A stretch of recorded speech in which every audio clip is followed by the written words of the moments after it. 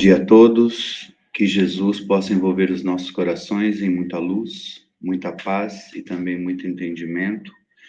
Hoje nós vamos ter a palestrante da casa, Terezinha, nossa professora, minha professora pelo menos.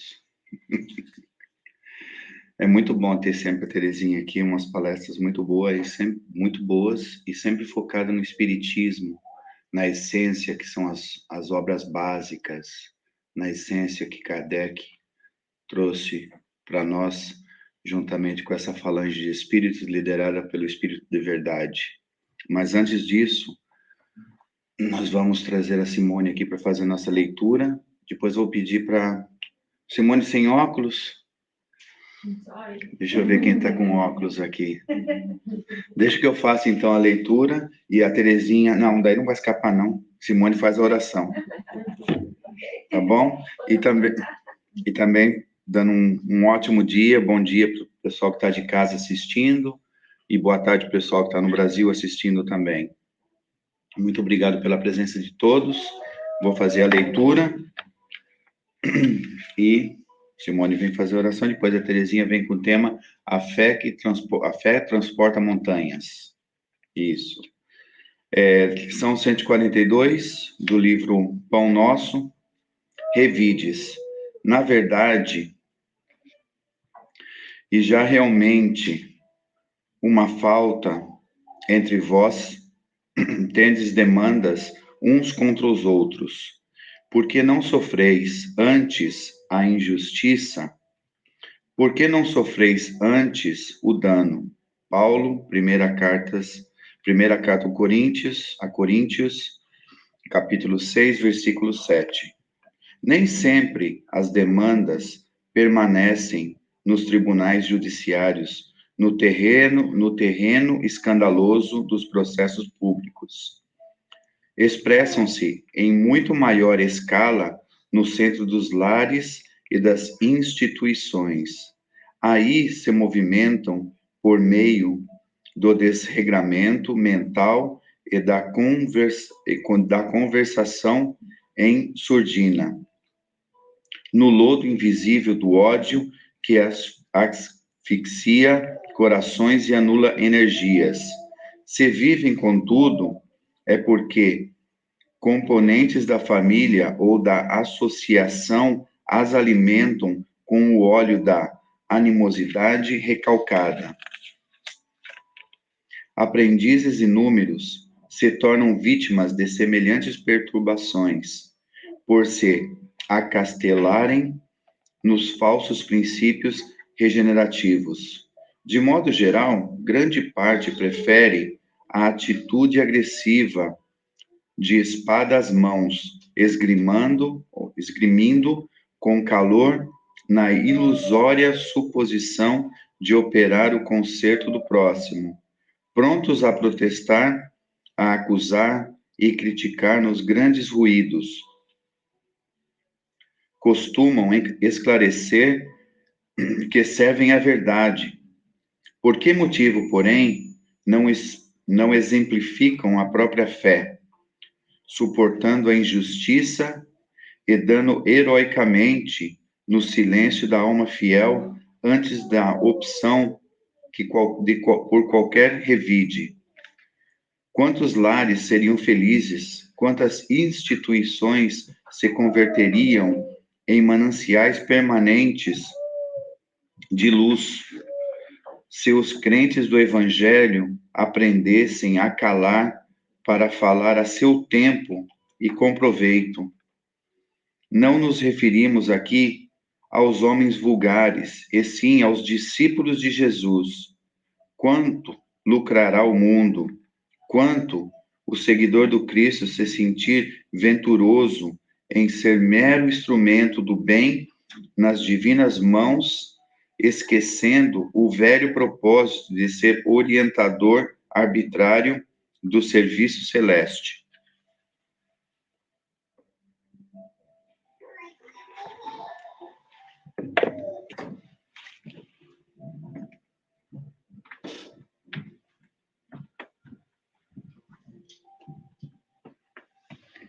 Bom dia a todos. boa tarde para aqueles que estão nos assistindo do Brasil. Vou fazer um convite a vocês nesse momento, vamos cerrar os nossos olhos. E como disse a lição dessa manhã, vamos calar a nossa voz interior. E nesse momento, nós vamos sentir a chuva de bênçãos que vem da espiritualidade maior, que cai sobre as nossas cabeças nesse momento. Amado Mestre Jesus, irmãos espirituais, nossos mentores queridos que estão sempre nos guiando, nos intuindo, que nós possamos aprender a cada dia a calar a nossa voz interior para escutarmos a voz dos irmãos que querem nos ajudar e instruir. Que essa chuva de bênçãos que traz luz, paz, harmonia aos nossos espíritos, possam ser levadas a todos os cantos e recantos do planeta Terra, onde houver um coração doente, aflito, subjugado pelas compulsões, onde houver um coração nesse momento desesperado, que a luz do Mestre Jesus leve conforto, amor, paz e harmonia. Que essa luz possa permanecer em nossos corações durante toda essa semana e que nós possamos sempre estar abertos ao chamamento que Jesus tem para nós todos os dias, para que possamos fortalecer a nossa fé, para que possamos espalhar harmonia a todos que se achegam a nós e precisam de equilíbrio, de luz, de paz, de conforto. Que nós possamos ser luzes no planeta Terra. Assim seja.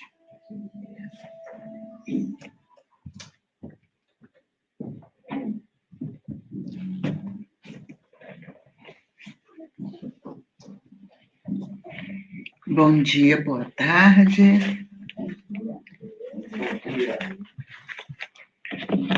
Como nos disse o nosso querido Wilson, nós trazemos hoje reflexões a respeito da fé. A fé da qual todos nós necessitamos sempre, e eu diria principalmente nesses dias de hoje, em que enfrentamos muitos desafios extras, não é? A gente vai iniciar o nosso estudo de hoje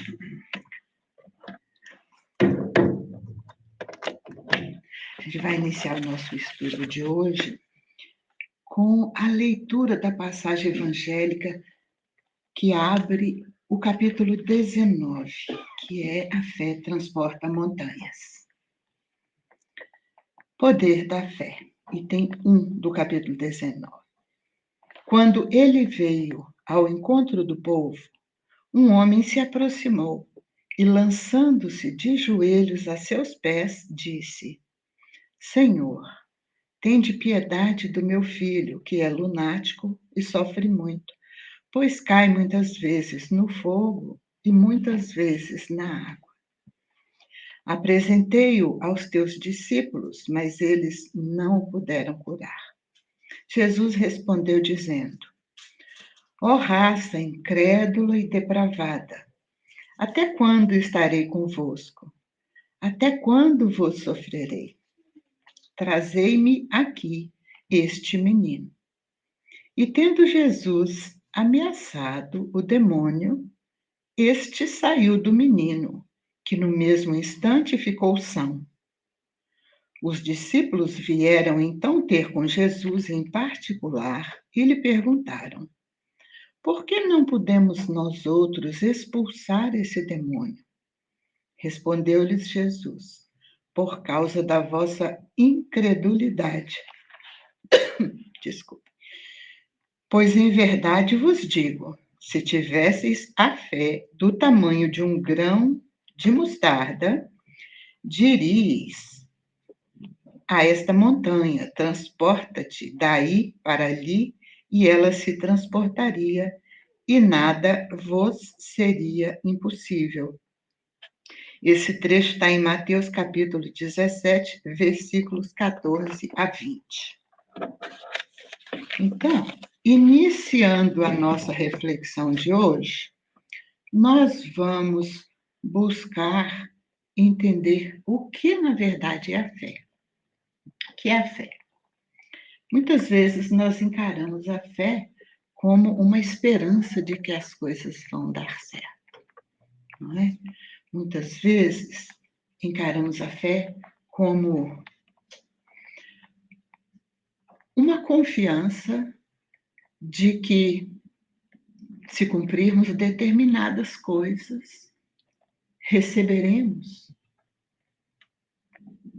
o suporte, receberemos, digamos, a graça de Deus, não é?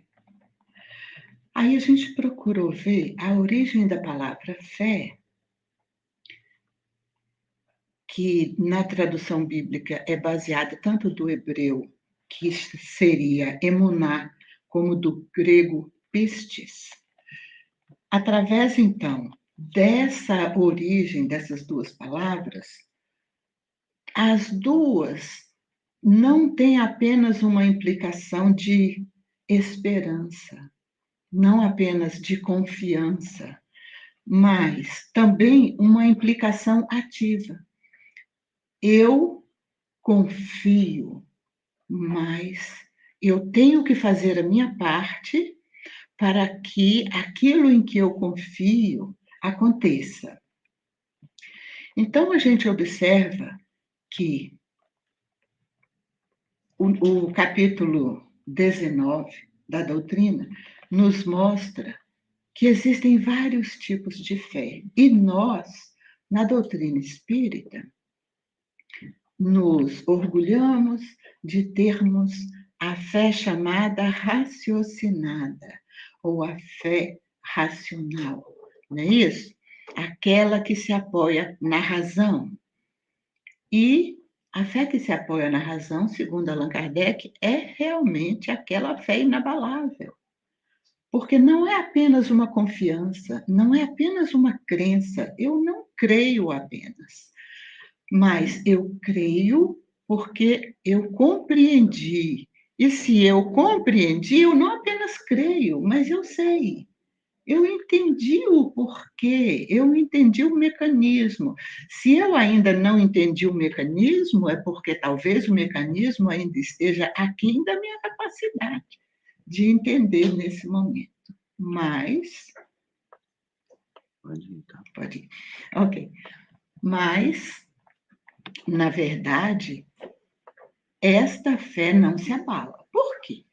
Porque temos a fé raciocinada e a fé cega. E todos nós aqui caminhamos durante milênios através da fé cega. Foi a fé cega que nos trouxe a consciência a começar a questionar, a começar a querer ir além. Mas por que disso? Mas isso não faz sentido. Se não faz sentido, como que eu vou acreditar? Então, quando se fala muitas vezes na fé raciocinada, é como se estivéssemos denegrindo a fé cega. Naturalmente, são degraus evolutivos, não é? E a fé cega é o que nos traz até aqui. Mas também, por outro lado, a fé cega, por não exigir raciocínio, por não exigir entendimento, ela é também perigosa. Ela pode chegar ao fanatismo. Muitas vezes, por não ter a base da razão, da compreensão, muitas vezes eu passo a me tornar um fanático, querendo convencer os outros de que a minha maneira de crer é a real. Por quê? Porque, no fundo, eu tenho uma insegurança que eu não consigo admitir nem para mim mesmo.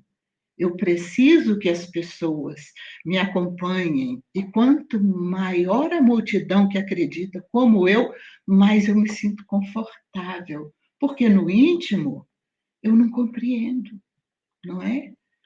Então, assim, nós temos vários casos na história em que a fé cega encaminhou a humanidade a desastres. Numa história não muito, uma história mais ou menos recente, digamos, de 1000 anos para cá, né, recente, a gente observa, por exemplo, a questão das cruzadas. É claro que existia também nas cruzadas interesses materiais, é claro que existiam as nossas mesquinharias lá, mas e a quantidade daqueles que foram acreditando que estavam prestando um serviço a Deus, a Jesus, defendendo aquelas relíquias cristãs dos infiéis? Vamos raciocinar isso, não é? A gente não pode pensar só em cruzadas apenas como uma falha de caráter, não é? Porque todos nós temos as nossas falhas de caráter, alguns mais brandos, outros ainda mais acentuados, mas não. E as multidões que acreditavam que estavam realmente prestando um serviço, porque não raciocinavam, porque se raciocinasse, iriam examinar o Evangelho, iriam examinar a mensagem do Cristo, que é a mensagem de amor, e jamais iriam partir para dizimar povos com o intuito de recuperar coisas materiais, que tudo bem, tinha lá seu valor, tem seu valor histórico, tinha seu valor de relíquias, para quem ainda é apegado, não é, aos símbolos materiais. Então, na verdade, a gente observa isso por toda a natureza. E o Evangelho nos mostra que a fé, ela é relacionada à ação magnética que todos nós temos. E onde que essa ação magnética estaria agindo, no caso? No fluido cósmico universal, não é? Agindo no fluido cósmico universal, a nossa vontade, a nossa força de vontade, que seria mais ou menos a vontade de querer, aquele esforço, porque muitas vezes a gente tem vontade. Eu tenho vontade de, um dia, assim, no Natal, eu ir visitar um asilo, e lá distribuir umas coisinhas. Aí, às vezes, a gente passa a vida inteira com essa vontade, que não muda nada, né? Então, a vontade apenas não é aquela potência que o Leon Denis fala. A vontade é uma das potências da alma, desde que nós nos esforcemos para colocar aquela vontade em ação, desde que nós façamos a nossa parte. E, falando em fazer a nossa parte, a gente observa que, quando Jesus nos fala, batei e abrir-se-vos-á, ele está nos convidando à ação. E isso faz parte da fé. Senão a fé é apenas uma crença. Eu creio que eu vou receber tudo, que eu vou receber, inclusive, a salvação. Ou seja, eu não vou mais sofrer, vou ficar num lugar que todos nós queremos ficar, né? Sem exceção. Todos nós queremos estar num lugar onde não soframos mais, onde o amor predomine, onde não tenhamos conflitos, dores morais, dores psicológicas, dores físicas, todos nós queremos estar nesse lugar. Mas muitos de nós querem estar nesse lugar porque acha que merece de uma certa forma, ou porque é de uma determinada raça, ou porque nasceu numa determinada crença, uma determinada denominação religiosa. Então, é um dos equívocos que a gente tece em torno da fé. Tudo bem, nós temos um potencial divino, nós temos em nós a semente daquele Deus que Jesus falou, sois deuses. Sim, somos deuses. Isso não é uma heresia, isso é uma realidade. Mas somos deuses ainda no comecinho da escada. Somos deuses em potencial. E vamos todos chegar ao final da escada? Sim, vamos todos chegar ao final da escada.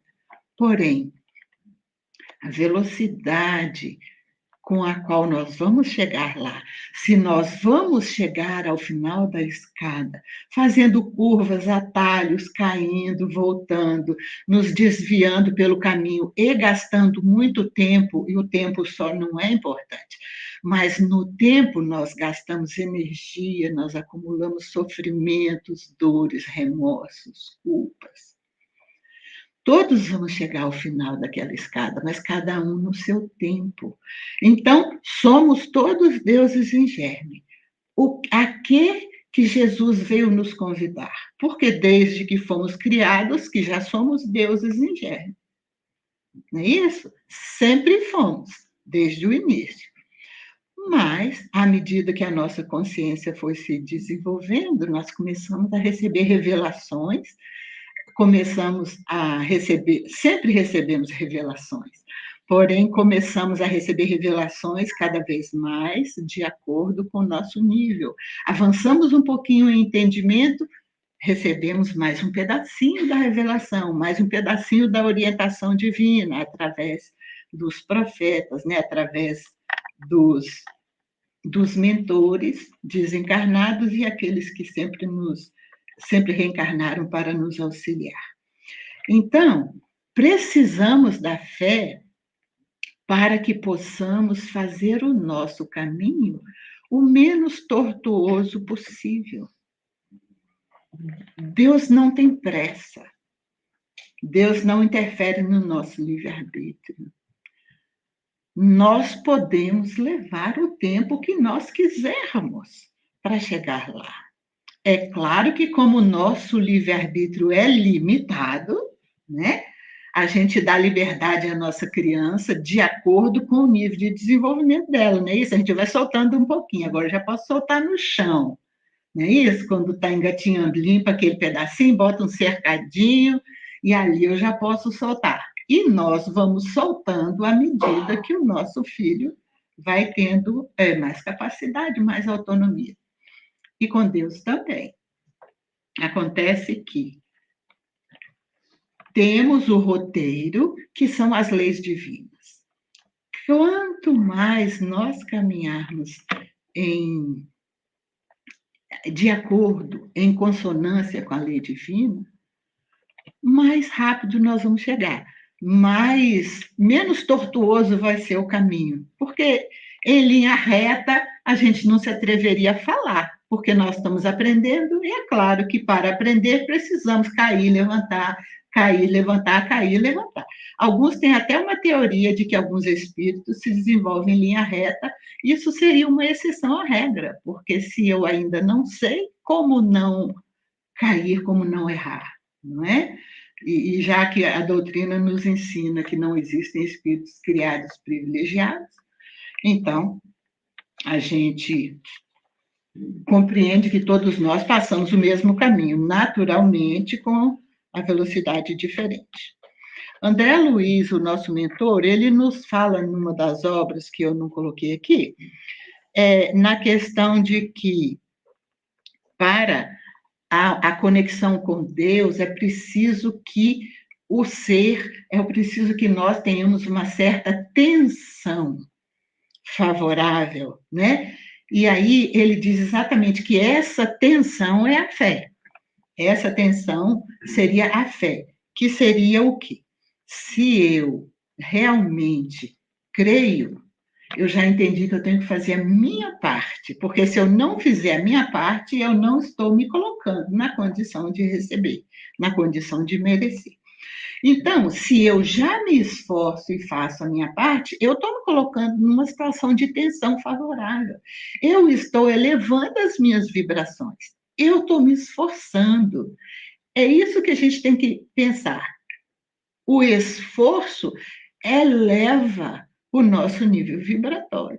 A estagnação diminui o nosso teor vibratório. E Deus está sempre lá naquela, digamos assim, naquele Wi-Fi perfeito, né? O máximo que a gente conhece hoje é 5G, sei lá quantos G teria Deus, né? Então, da parte dele, tudo é perfeito. E ele está com aquele sinal sempre perfeito e presente, mas nosso sinal depende de nós, para falar numa linguagem mais atual, né? Então, a nossa conexão não depende dele, a providência divina está sempre plena, a providência divina está sempre lá para nós, nos momentos mais difíceis, até dentro daquele banheiro, daquele avião em que o único sobrevivente ficou vários dias dentro do mar. A providência divina estava lá e ele acabou sendo encontrado com vida. Não é? E como ele estava no banheiro e era tudo muito vedado, a água não tinha entrado. Então, depende de nós tratarmos do nosso lado, não é? Eu gostaria de lembrar, então, também, caminhando aí dentro do capítulo 19, que uma das classificações, além de fé raciocinada e de fé cega, também temos a classificação entre fé humana e fé divina. Aí a gente assim, fé humana todos têm. É a capacidade que nós temos de acreditar que nós vamos dar conta de fazer uma coisa. Por exemplo, eu vou pegar um ônibus para ir para o trabalho, eu acredito implicitamente, eu não preciso raciocinar isso, mas eu acredito que aquele ônibus vai chegar lá. Eu não vou ficar pensando que o motorista vai ter um ataque cardíaco enquanto ele estiver atravessando uma avenida e que aí ele vai bater. Quer dizer, não é? Implica uma fé e uma confiança de que tudo vai dar certo. E a fé divina seria, não é, essa fé que direciona a nossa capacidade para a transcendência, para outra dimensão da vida.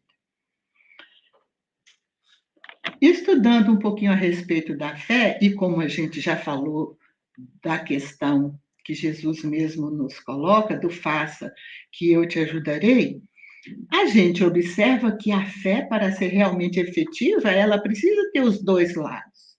Bom, eu preciso confiar que eu vou, por exemplo, ter uma profissão, dependendo das minhas possibilidades. Às vezes a minha profissão nem permite, às vezes as minhas condições nem permitem que eu tenha uma profissão formal, porque às vezes eu vivo num lugar que eu não tenho condição nem de fazer o primeiro grau, ou nem de completar o primeiro grau. Essa é uma realidade absurdamente, como que eu vou dizer, prevalente, né, no nosso planeta. A gente vive aqui, num país de terceiro mundo, nós somos uma porção de pessoas privilegiadas que tivemos a capacidade de fazer escolha, inclusive, privilegiadas entre aspas, né? Entre aspas. Mas nós tivemos, inclusive, a capacidade de fazer uma escolha para morar em outro país. Tem pessoas que não têm capacidade de escolher o que vão comer, e se achar qualquer coisa, estão lá para dar graças a Deus. Então, a gente precisa analisar isso. É a realidade no planeta de provas e expiações.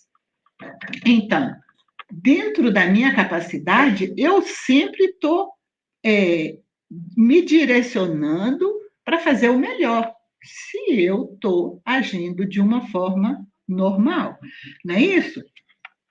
Porém, a verdadeira fé, essa fé que vai sendo trabalhada, porque algumas pessoas falam, eu gostaria de ter nascido com fé igual fulano. Fulano, desde pequenininho, já é uma gracinha, corrige todo mundo, e etc, etc. Fulano não é privilegiado. Se ele já nasceu com uma fé fortalecida, é porque no passado ele cuidou de trabalhar essa fé. A fé não é um presente, ela não é uma transferência. Se fosse assim, todos os filhos teriam uma fé, porque todos os filhos das mães que acreditam, né? Porque tem mães que têm muitas dificuldades também. Mas se a fé fosse transferível, o molequinho ou a molequinha que não seria um poço de força, de fé e de confiança, não é isso? Mas é a aquisição de cada um. Então, o Evangelho nos mostra que quando a fé divina se alia à fé humana, ela espiritualiza os objetivos dessa última, porque nós precisamos desse lado material. Mas, de um modo geral, a gente pensa sempre mais na gente, o que ainda é natural no nosso estágio evolutivo. Ser natural não quer dizer que a gente tenha que ficar acomodado aí. Nós viemos aqui exatamente para romper esse estado de coisas e para caminharmos, não é? Mas, se nós conseguimos unir a fé humana e a fé divina, nós vamos passar a pensar não apenas no nosso bem-estar e no bem-estar, talvez, daqueles que moram conosco na mesma casa, ou não é? Ou aquele círculo bem imediato. A gente vai também espraiando a ação dessa fé para outras comunidades, não é? E eu gostaria de pedir licença para ler uma história que algumas das pessoas da casa vão lembrar, que uma vez no passado eu usei essa história, mas acho muito boa, estou usando de novo. Mas já tem bastante tempo. E essa história, o autor é o James Aggrey, que é um africano de Gana. E eu não conhecia esse autor, não é? Então, eu cheguei a conhecer através do Leonardo Boff, que escreveu um livro ou 2 livros, eu não li nenhum dos 2, não tive essa oportunidade, mas eu conheci através, então, do Leonardo Boff, mas procurei saber, na verdade, não é dele. Ele está utilizando a ideia desse senhor que era um político em Gana, um país da África Ocidental. Então, a história se chama A Águia e a Galinha. E o Leonardo Boff caracterizou como uma metáfora da condição humana. E essa história, antes de ler, essa história foi criada pelo autor James Aggrey, que era esse cidadão de Gana, para trabalhar com os cidadãos do seu país, quando opressos, quando oprimidos pelo sistema, não é? Político da época. E ele era um político que defendia a liberdade. Então, ele conta, era uma vez um camponês que foi à floresta vizinha apanhar um pássaro para mantê-lo em casa. Conseguiu pegar um filhote de águia. Colocou-o no galinheiro junto com as galinhas. Comia milho e ração própria para galinhas. Embora a águia fosse o rei ou rainha de todos os pássaros, ela se contentava em viver como galinha. Depois de 5 anos, estava uma galinha enorme. Vamos imaginar aquele galinheiro. Depois de 5 anos, este homem recebeu em sua casa a visita de um naturalista. Enquanto passeavam pelo jardim, disse o naturalista: esse pássaro ali não é uma galinha, é uma águia. De fato, disse o camponês, é águia, mas eu a criei como galinha. Ela não é mais uma águia, olha só, o dono da águia galinha. Ela não é mais uma águia. Transformou-se em galinha como as outras, apesar das asas de quase 3 metros de extensão. Perdi. Vai querer fazer como manda o figurino? Lê um pouquinho, olha para a plateia. Tem que olhar para o papel. De quase 3 metros de extensão. Não retrucou o naturalista. Ela é e será sempre uma águia, pois tem um coração de águia. Esse coração a fará um dia voar às alturas. Não, não, insistiu o camponês. Ela virou galinha e jamais voará como águia. Então decidiram fazer uma prova. O naturalista tomou a águia, ergueu-a bem alto e, desafiando-a, disse: já que você de fato é uma águia, já que você pertence ao céu e não à terra, então abra suas asas e voe. A águia pousou sobre o braço estendido do naturalista. Olhava distraidamente ao redor. Viu as galinhas lá embaixo ciscando grãos e pulou para junto delas. E foi ciscar também. O camponês comentou: eu lhe disse, ela virou galinha. Não, tornou a insistir o naturalista, ela é uma águia. E uma águia será sempre uma águia. Vamos experimentar novamente amanhã. Então, no dia seguinte, o naturalista subiu com a águia no teto da casa e sussurrou-lhe: águia, já que você é uma águia, abra suas asas e voe. Mas quando a águia viu lá embaixo as galinhas ciscando o chão, pulou e foi para junto delas. O camponês sorriu, já estava satisfeito, né? E voltou à carga. Eu lhe havia dito, ela virou galinha. Não, respondeu firmemente o naturalista. Ela é águia. Possuirá sempre um coração de águia. Vamos experimentar ainda uma última vez. Amanhã a farei voar.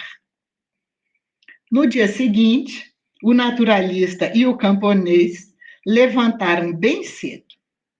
Pegaram a águia, a levaram para fora da cidade, longe das casas dos homens, no alto de uma montanha. O sol nascente dourava os picos das montanhas.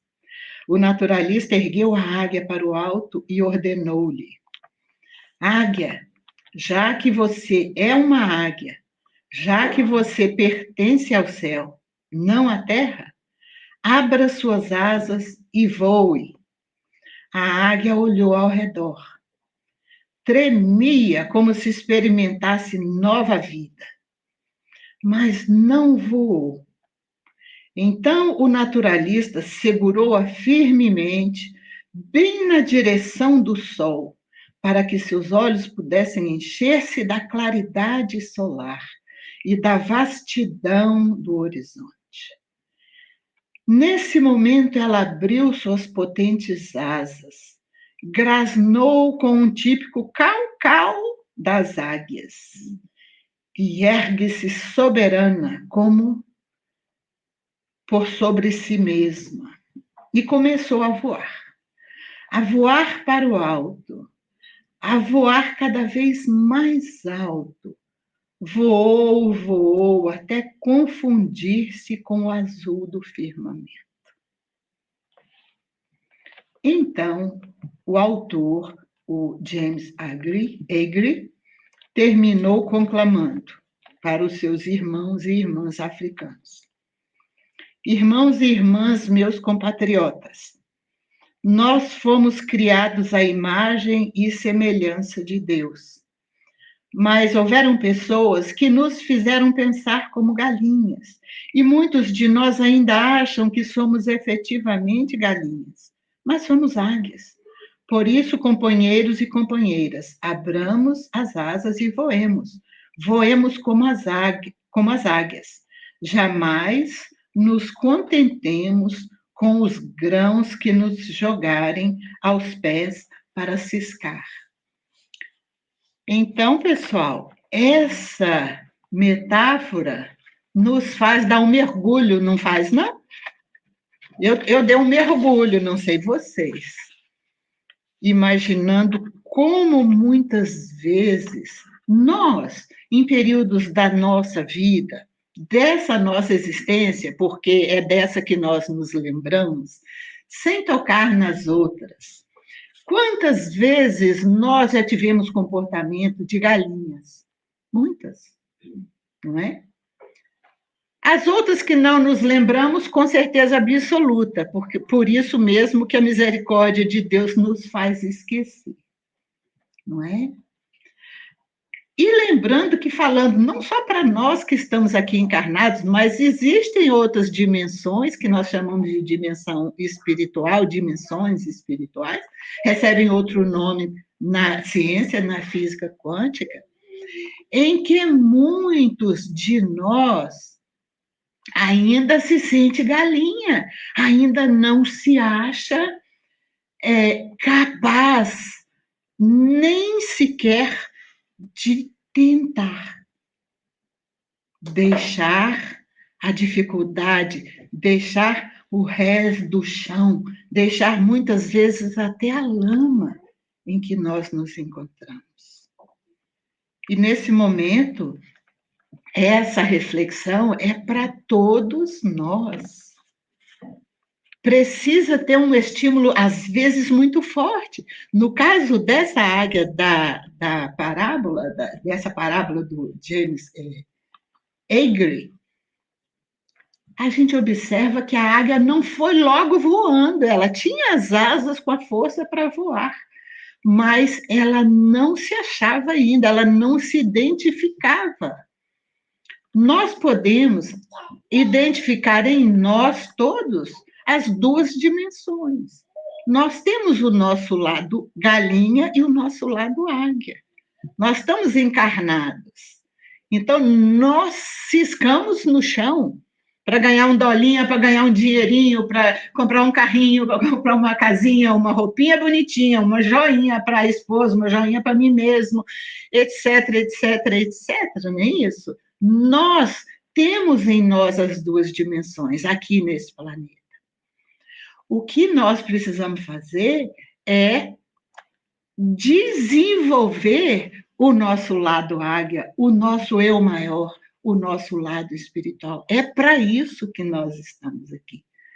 Então, nada de errado com aquela bruta daquela águia ciscando com as galinhas, enquanto aquilo era o que ela sabia fazer.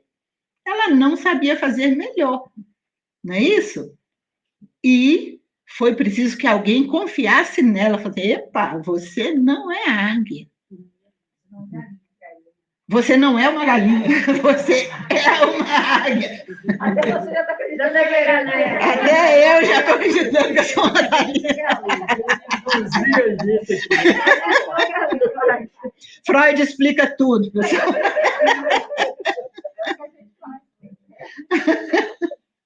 Então, se a gente observar bem, esse é o convite de Jesus. Jesus chegou no imenso galinheiro, a gente estava cheio de dogmas, cheio de rituais, tínhamos que lavar a mão desse jeito, tínhamos que fazer isso daquele jeito, tínhamos que seguir essa regra, aquela regra, outra regra, ou seja, galinhas. Assim, epa, vocês são águias. E ele se sacrificou para vir aqui no fundo desse galinheiro, entre aspas, sem nenhuma intenção pejorativa, não é? Para nos despertar, não é? E é muito interessante quando, nessa parábola, ele coloca que o naturalista, vendo lá toda aquela dificuldade da águia, mesmo na montanha, ela ainda tremia, porque que mudança que não nos assusta? Mudanças nos assustam. Não é isso? Eu estou acostumado aqui nessa situação horrorosa, é só isso que eu conheço, esse galinheiro, essas quatro paredes, dali para lá, não sei o que tem, eu tenho medo. Mas ele, então, o que fez? Virou a águia para a direção do sol. A luz bateu nos olhos dela. Nós somos criados à imagem e semelhança de Deus. Deus é a luz, Deus é o amor, Deus é a energia divina.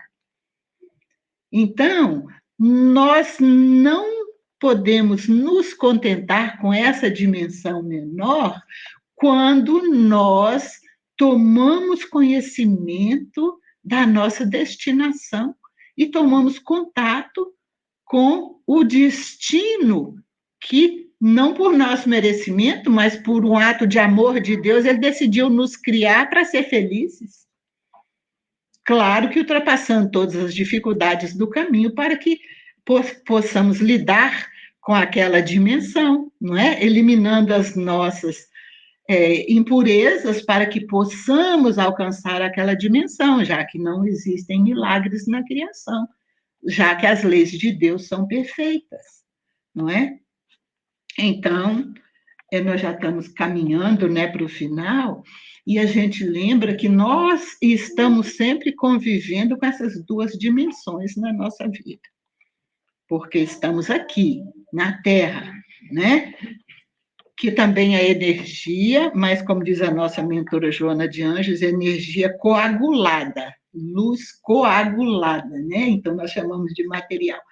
Por exemplo, a questão do nosso ego é a nossa dimensão galinha. A gente precisa, muitas vezes, entre aspas, achar que é melhor do que o outro, tentar aparentar que é melhor do que o outro. A gente precisa, muitas vezes, escutar um elogio, precisa, entre aspas, porque a gente não precisa, né? Mas o ego quer, não é isso? O ego quer que a gente seja paparicado. Ai, que bonitinho que já falei, isso é tão bom. Ai, que lindo. Ou seja, essa é a dimensão galinha que nós precisamos ir vencendo aos poucos. Não vamos também negar essa dimensão. Somos nós, em outras palavras, né, poderia ser, é a nossa sombra. É um lado nosso que nós devemos conhecer, aceitar e amar também, porque somos nós. Só não vamos ficar estacionados aí, né? Na própria questão da fé, da religiosidade, a gente observa que religião, no sentido em que, de um modo geral, é visto, e a gente não diz que a doutrina espírita é uma religião, ela não é uma religião constituída, não tem dogmas, não tem uma hierarquia no sentido das religiões, ninguém tem um poder maior. Existe uma hierarquia administrativa, naturalmente, porque precisa existir, não é?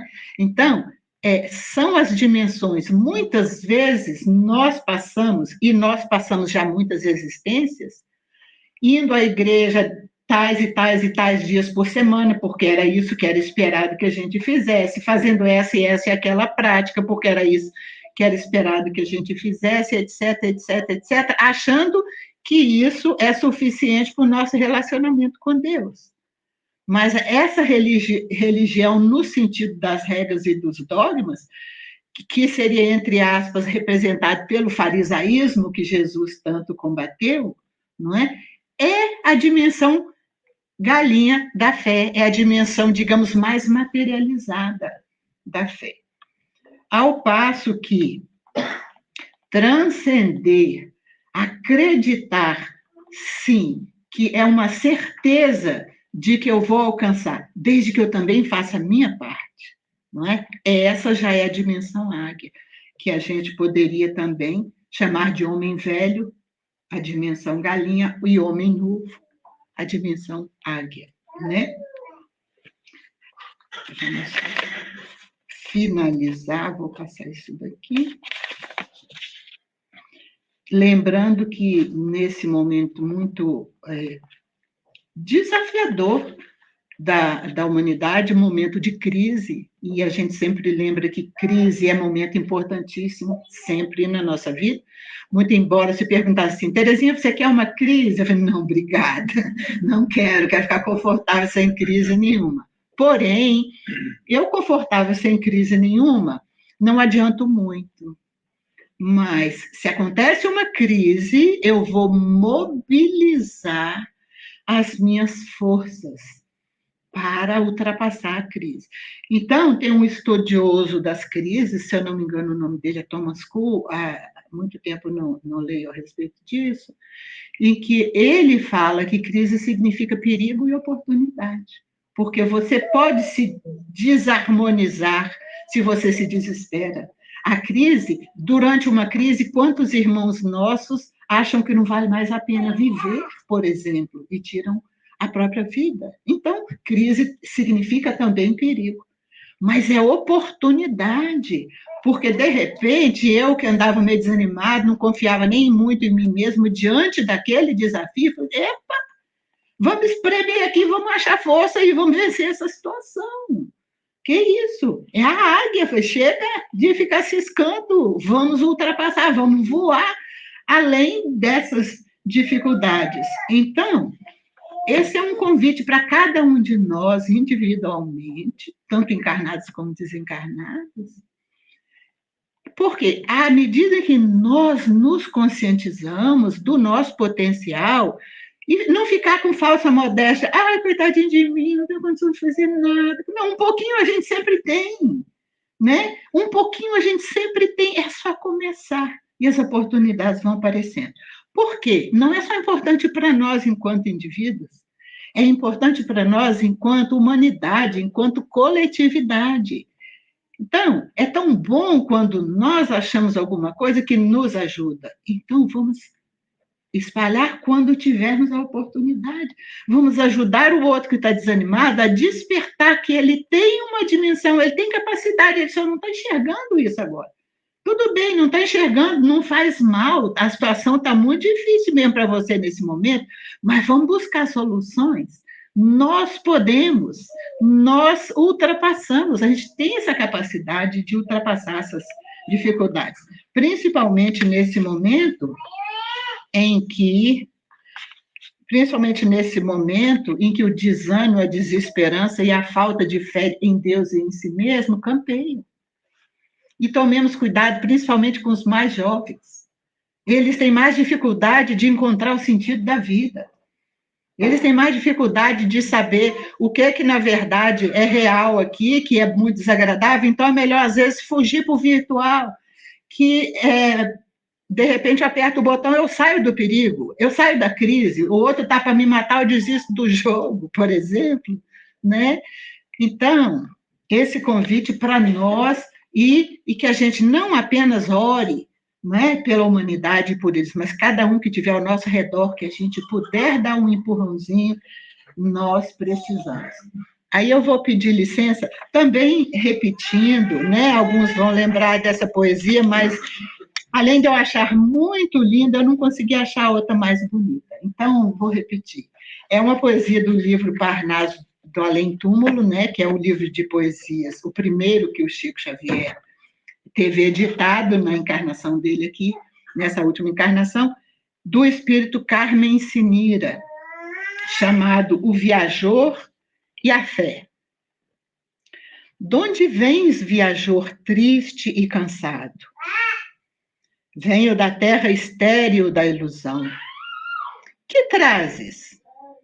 A miséria do pecado, de alma ferida e morto o coração. Ah, quem me dera a bênção da esperança, quem me dera consolo à desventura. Mas a fé, generosa, humilde e mansa, deu-lhe o braço e falou-lhe com doçura. Vem ao mestre que ampara os pobrezinhos, que esclarece e conforta os sofredores, pois com o mundo uma flor tem 1000 espinhos, mas com Jesus um espinho tem 1000 flores. Que Jesus nos abençoe sempre e nos fortaleça. Graças a Deus.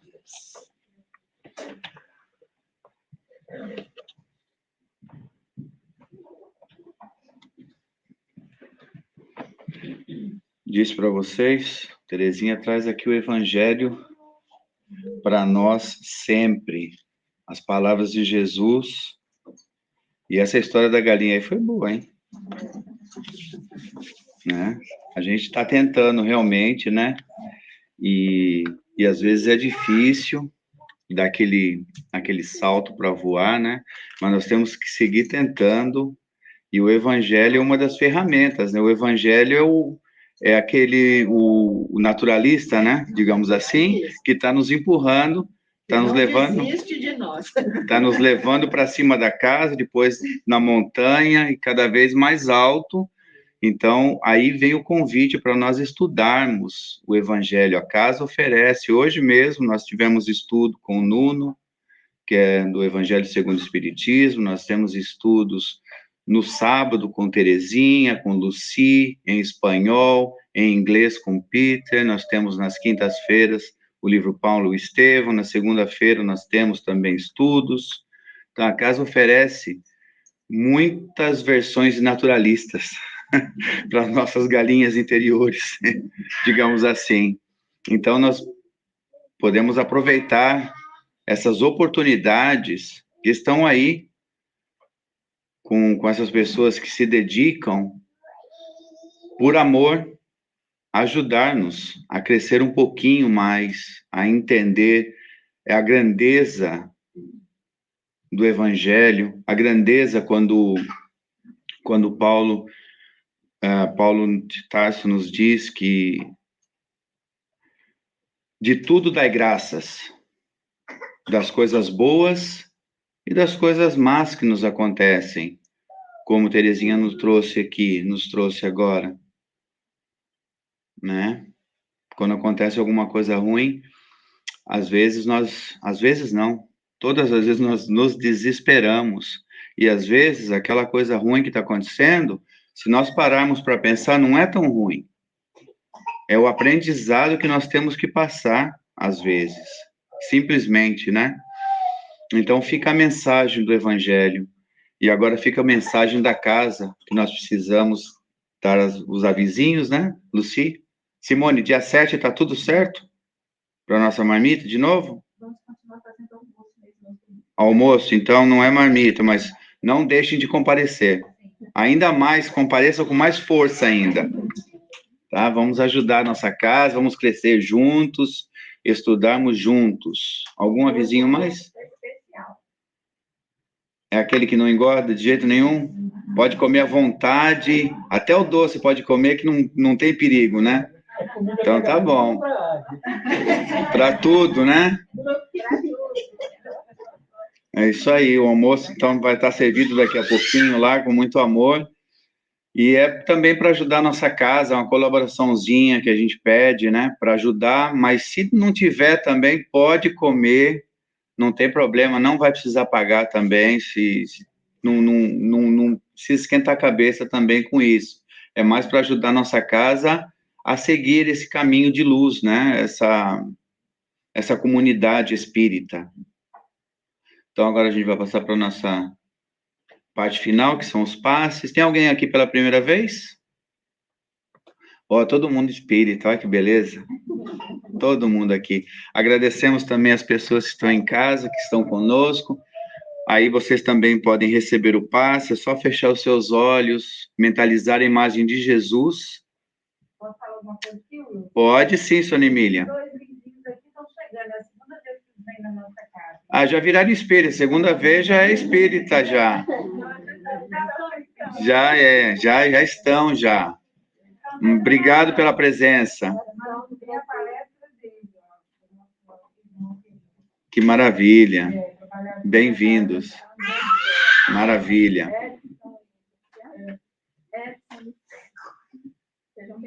Maravilha, bem-vindos. Então tá bom. Vocês que estão em casa podem mentalizar a imagem de Jesus, que o efeito é o mesmo. Nosso mestre com as mãos estendidas sobre as nossas cabeças, e nós seguimos adiante no Evangelho. Oswaldinho, vem para cá. Oswaldinho vai fazer a nossa oração final em nome de Jesus, e que tenhamos todos uma semana abençoada.